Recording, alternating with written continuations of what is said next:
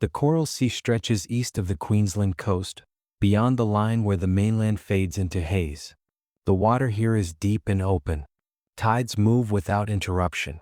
Wind crosses long distances before meeting land again. Roughly 90 kilometers southeast of Townsville lies a steel hull resting upright on the seabed. It is the remains of the passenger steamer SS Jan Gala, lost in a cyclone in 1911. The wreck sits in about 30 meters of water, surrounded by sand and scattered reef growth. Over time, coral attached to its frame. Fish gathered in its shadow. Large pelagic species pass through its currents. There are no nearby islands. No protective bay. The site is exposed to shifting weather systems and steady offshore flow. Boats travel out from the mainland in the early hours. Once anchored, they float above the outline of a ship that has not moved in more than a century. Visibility can be clear or limited depending on tide and season. The current is known to be strong. Divers descend along guide lines to maintain orientation. The structure of the wreck provides both shelter and hazard. From the surface, nothing suggests disturbance. The ocean reflects light in slow patterns. Beneath it, the ship remains intact enough to recognize its form. It is a destination dive site. It is also a place of recorded fatalities. On October 22, 2003, a newly married couple entered these waters. Gabe Watson and Tina Watson were both from the state of Alabama in the United States. They met through church circles in the Birmingham area. Friends later described their relationship as steady and conventional. They married on October 11, 2003 in Homewood, Alabama. Family members attended. Photographs from the ceremony show a formal church wedding, followed by a reception with relatives and friends. Scuba diving had been an interest shared by the couple during their courtship. Gabe Watson had been certified as an open-water diver prior to the marriage. Tina Watson obtained her certification not long before the wedding. Records indicate that she completed her basic open-water training in the months leading up to the trip. Neither diver was considered highly experienced. Their log dives were limited in number. Australia was chosen as their honeymoon destination. The Great Barrier Reef was widely known internationally as a premier dive location. Travel records confirmed that the couple flew from the United States to Queensland shortly after their wedding. They spent time in the region before booking a dive excursion to the SS Jan Gala wreck site.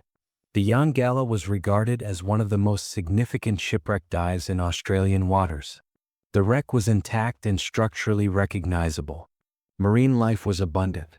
Dive operators in the Townsville area offered guided trips to the site, weather permitting. The dive required travel by boat into open water and was typically conducted as a guided descent along a mooring line due to the strength of the current. On the morning of October 22, 2003, Gabe and Tina joined a commercial dive charter departing from the Queensland coast. Reports indicate that conditions were considered suitable for diving, though currents were present, as is common at the site. Other certified divers were on board. Professional dive staff conducted a briefing before entry. There is no evidence that the couple intended anything unusual that day. The dive was part of a scheduled outing during their honeymoon. Equipment was assembled on deck. Air tanks were checked. Weight belts were secured. Regulators were tested before entry. Witness statements later confirmed that Tina appeared calm prior to the descent. Gabe assisted her with equipment adjustments. The divers entered the water in staggered sequence and began their descent along the guide line toward the wreck below. The Jan Gala sits upright, its decks angled slightly but largely intact. The descent to approximately 28 to 30 meters requires controlled buoyancy and awareness of current. For newly certified divers, such depth represents the upper limit of standard open water training. At this stage, there was no recorded emergency. No call for assistance from the surface. The dive had begun as planned. Within minutes of reaching the wreck, circumstances changed.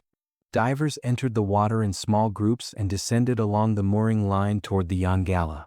The current was present but manageable under guided conditions.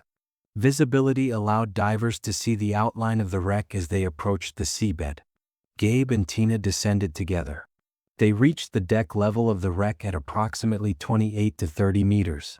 According to later testimony, Tina soon signaled that she was experiencing difficulty. Reports indicate she appeared anxious and was struggling with buoyancy control.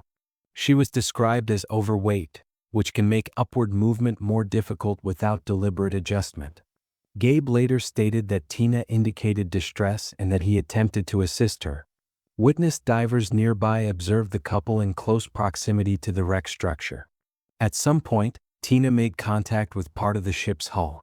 Accounts differ slightly on precise positioning, but multiple witnesses stated she appeared to be in difficulty near the structure. Gabe later reported that he attempted to remove Tina's weight belt to help her ascend. He also stated that he tried to inflate her buoyancy compensator device. Witnesses would later testify that they saw him holding her for a period of time before moving away. Within minutes, Tina became unresponsive. She sank to the seabed beside the wreck. Other divers in the vicinity noticed her motionless position. One diver approached and attempted to assist. Gabe surfaced without Tina. On the surface, crew members became aware that a diver remained below. A rescue descent was initiated by experienced divers from the boat. Tina was located at depth, unresponsive, her regulator displaced from her mouth. She was brought to the surface and lifted onto the vessel. Resuscitation efforts began immediately. When Tina Watson was brought onto the dive vessel, crew members and divers began cardiopulmonary resuscitation. Oxygen was administered. Emergency protocols were followed according to standard dive response procedure. The boat turned back toward shore while CPR continued. The Yongala site is distant from the mainland. Transit back to port requires significant time depending on sea conditions. During the return journey, resuscitation efforts were maintained. There was no recorded response. Upon arrival, local emergency personnel assumed care. Tina Watson was later pronounced dead. The events beneath the surface became the subject of immediate inquiry. Divers who had been in the water provided written and verbal statements. Several reported seeing Tina in apparent distress shortly after reaching the wreck. Some described her movements as erratic. Others stated that she appeared to be clinging to part of the ship's structure. At least one diver reported seeing Gabe holding Tina against the wreck before releasing her. Accounts agreed on certain observable facts. Tina was positioned low near the seabed. Her weight belt remained on her body when she was recovered. Her buoyancy compensator device was not fully inflated. Her regulator was no longer secured in her mouth at the time she was located. Standard diving physics are well established. At depths approaching 30 meters, neutral buoyancy must be carefully managed. Excess weight increases descent force and makes ascent more difficult without inflation of the buoyancy device or removal of weights. A diver in panic may lose control of breathing rhythm. Rapid breathing increases air consumption. If the regulator is dislodged, water inhalation can occur quickly. Investigators examined Tina's equipment following the incident. Reports later indicated that the gear was functional. No mechanical failure was identified that would independently explain loss of air supply or malfunction of buoyancy systems. The air cylinder still contained a measurable amount of compressed air. The regulator was operational when tested. Witness divers provided descriptions of Gabe's actions underwater. One diver stated that he observed Gabe holding Tina from behind. Another reported seeing Tina's arms moving before becoming still. The duration of this interaction was estimated in seconds rather than minutes, though precise timing is difficult to establish underwater. Gabe Watson's own account was given to authorities after the incident. He stated that Tina had signaled distress and that he had attempted to help her by inflating her buoyancy compensator. He also stated that he tried to remove her weight belt but was unable to do so quickly. According to his statement, he believed that surfacing to obtain assistance was necessary and that he expected Tina to follow upward once buoyancy increased. The decision to ascend without a distressed dive partner became a central focus of later examination. Standard dive training emphasizes the buddy system. Divers are instructed to remain with a partner during emergency situations when possible. However, emergency doctrine also recognizes that rapid assessment and action are required when a diver becomes unresponsive at depth. Medical examination was conducted following Tina's death. The autopsy determined that the cause of death was drowning. There were no findings of significant pre-existing medical conditions that would independently explain sudden incapacitation. Minor abrasions were documented, consistent with contact against a hard surface underwater. No conclusive evidence of external assault was established through the physical examination. Toxicology results did not indicate substances that would have impaired judgment. The time between descent and recovery was brief. Estimates suggest that only several minutes passed from the onset of distress to retrieval. Dive site characteristics were also considered. The Yongala wreck sits in open ocean subject to current. On the day of the incident, current strength was described as present but not extreme. Other divers completed the dive without physical injury. That fact did not eliminate the possibility of localized difficulty at specific points around the structure. Underwater orientation at wreck sites can be complex. Structural beams, railings, and deck openings create visual density.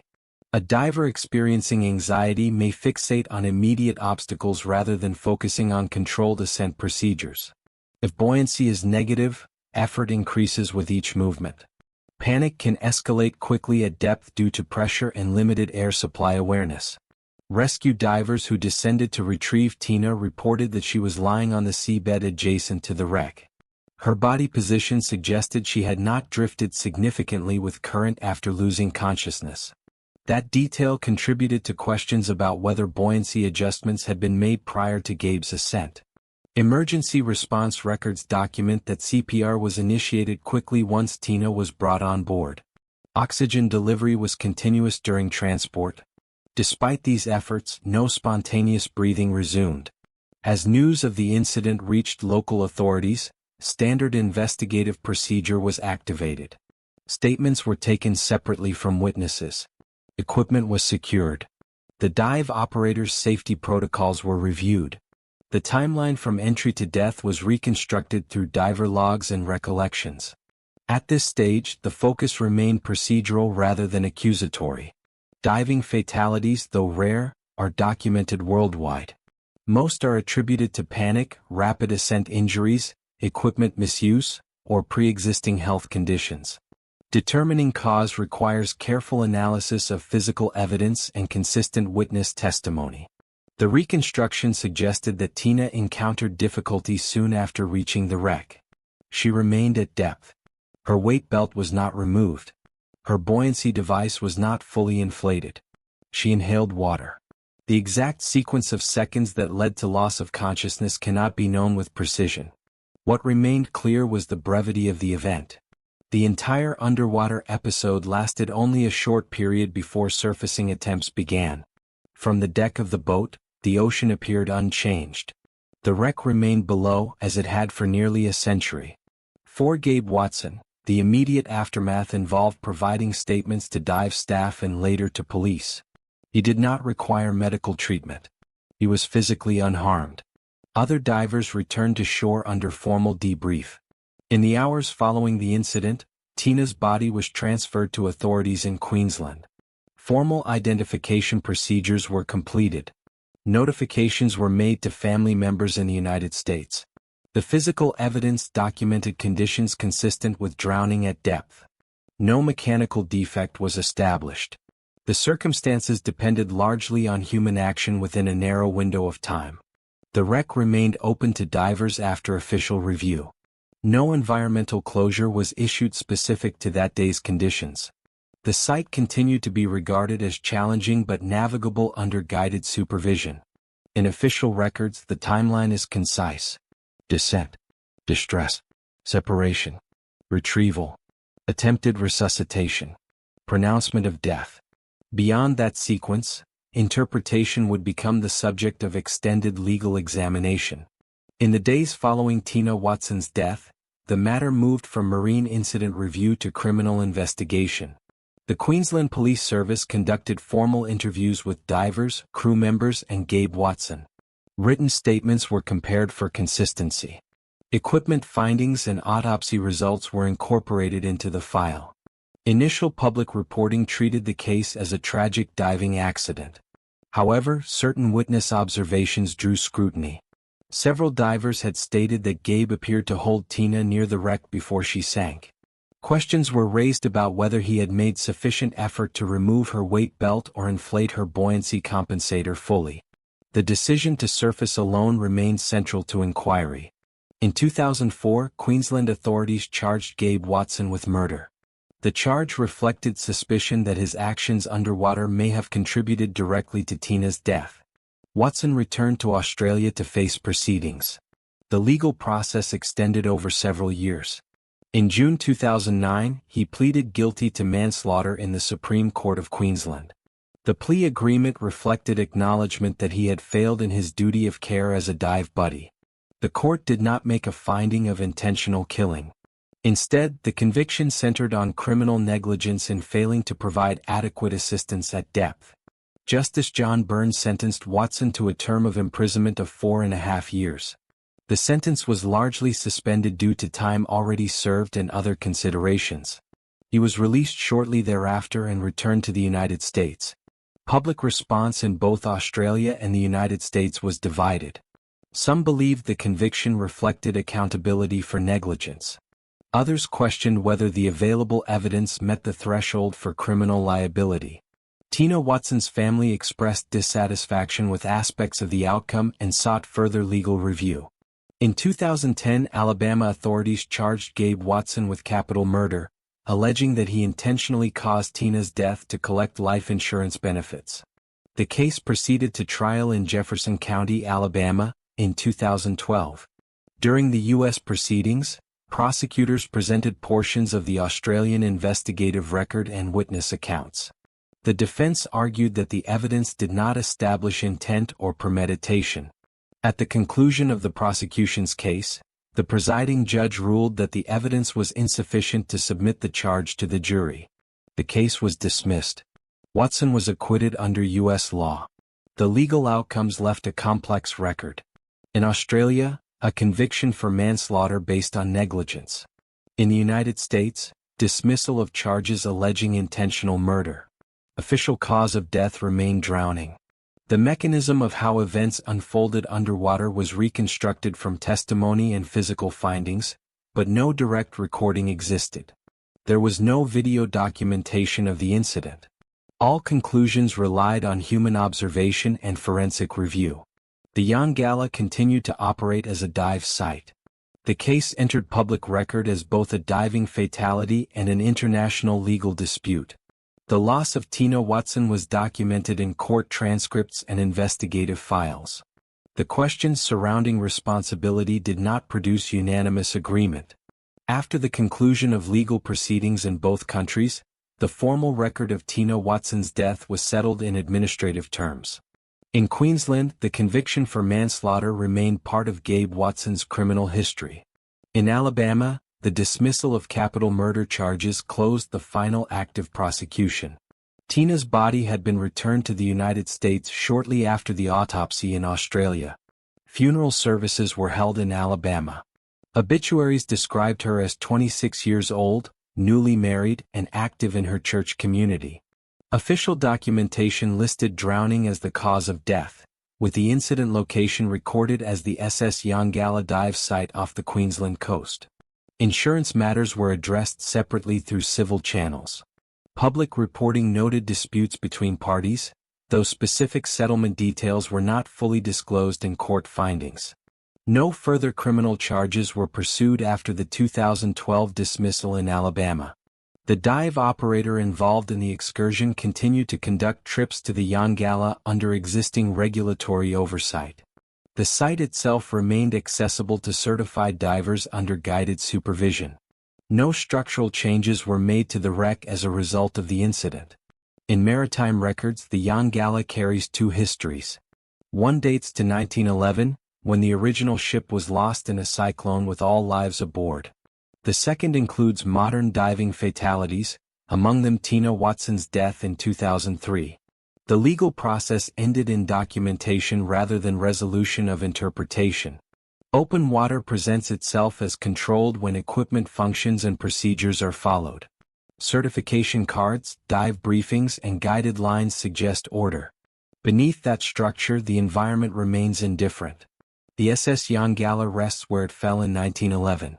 Coral has covered its steel. Marine life moves through its corridors. Divers descend daily under supervision, aware of depth limits and current charts. Most return without incident.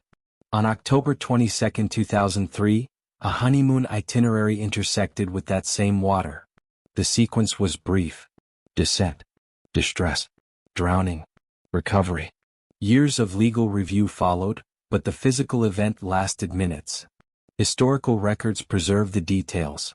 Court transcripts, autopsy findings, and diver statements remain archived in Queensland and Alabama. The ocean retains no annotation. The wreck does not mark the place. It remains still,